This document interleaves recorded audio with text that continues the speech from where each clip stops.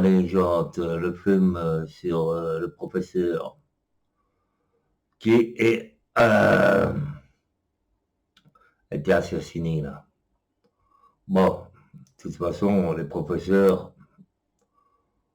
qu'est-ce qu'ils nous imposent? C'est que l'État nous impose. Moi, je trouve pas que c'est un film de droite.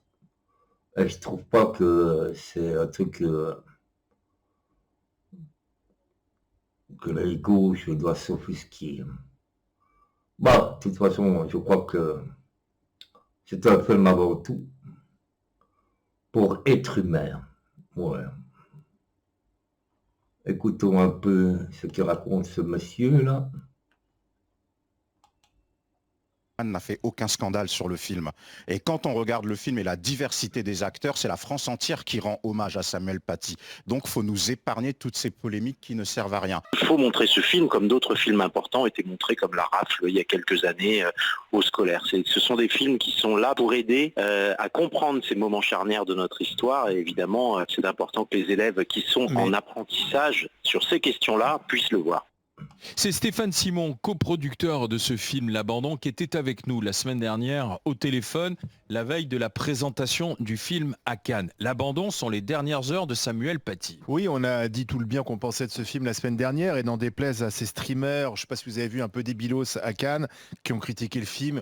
Alors, je ne sais pas s'ils l'ont vu, ils disent que c'est un film islamophobe, etc. S'il y a bien un film qui ne l'est pas, qui au contraire est assez juste et équilibré, c'est le film L'Abandon, qui raconte donc une histoire éprouvante, les derniers jours de Samuel Paty. Le film, malgré sa dureté, marche bien en salle, donc ça veut dire que les Français ont envie de le voir, et certains voudraient qu'on aille plus loin, notamment la députée, par exemple, Prisca Thévenot, députée Renaissance, qui dit pourquoi ne pas montrer ce film dans les écoles, alors peut-être à partir du collège, du lycée, avec un encadrement, bien sûr, un accompagnement des professeurs. Est-ce que c'est important de montrer ce type de film à nos jeunes? Les dernières heures de Samuel Paty, le film L'Abandon, faut-il le diffuser dans les collèges et dans les lycées? 32-16 pour en parler avec les GG. Oui, Abel? Moi, je suis pour, à partir de la classe de seconde. Je voudrais juste rebondir sur Seconde, pas au collège, lycée, pas au alors. collège, en prévenant les parents, en prenant toutes les précautions, comme ça a été dit. Moi, j'en ai marre de ces bobos blancs qui parlent à la place des Noirs et des Arabes. C'est-à-dire que la communauté musulmane n'a fait aucun scandale sur le film.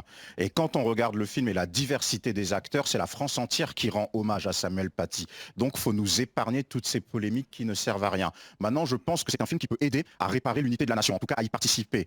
Parce qu'on y voit quoi? Premièrement, les failles d'un système. On y voit les failles d'un système, on y voit les failles de l'éducation nationale, on y voit les failles aussi de la police, de la justice, on y voit justement, comme le titre du film l'indique, un prof qui a été abandonné. Et je pense que ça peut permettre de mener des réflexions sur le vivre ensemble. Moi, j'aime plus parler du faire ensemble, sur le rapport à la laïcité aussi. Je pense que c'est quelque chose qu'il faut faire, qu'il faut, je dirais pas imposer, mais il faut inciter les élèves à parler de cela, parce que ça...